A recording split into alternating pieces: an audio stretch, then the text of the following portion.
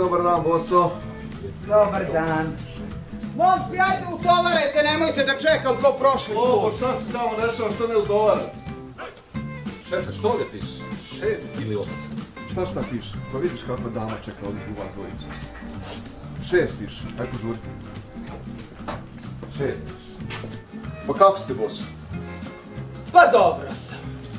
A zašto ti ne nabaviš makilu? A šta mi je to makila? To ti ne znaš.